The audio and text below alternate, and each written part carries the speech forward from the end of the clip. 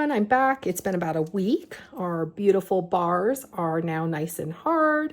As you see, we do have a light layer of soda ash, which you could either steam off with a steamer or it'll simply wash off in the shower. It's completely harmless. It's just from carbon dioxide in the air as the soap cures. It leaves that fine kind of white film over it. And essentially, I'm just going to bevel these and then we'll do a lather test.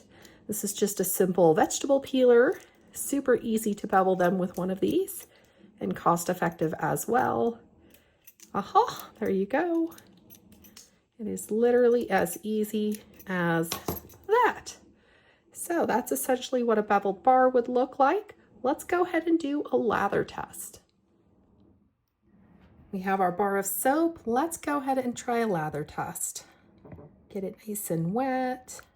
And I'll show you how the soda ash also goes away as soon as you wet it. Whoop. Yeah, that's so pretty. Such a pretty bar. It has a nice slip to it right away, I can tell you that.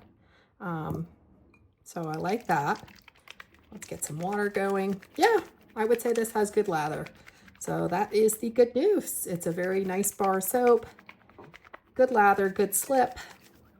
And I think it's overall a very good recipe for those recipes where you need a long working time. So yeah, good lather, creamy. It has a creamy feel to it as well. So yeah, I like it. I hope you guys enjoyed this. Stay tuned. We'll be doing more intricate designs with this new recipe. Now that I have finally a really long lasting recipe that stays fluid. It'll be fun to try all sorts of different artistic designs out with it. So yeah, thank you for joining me, everybody. We'll see you in the next video.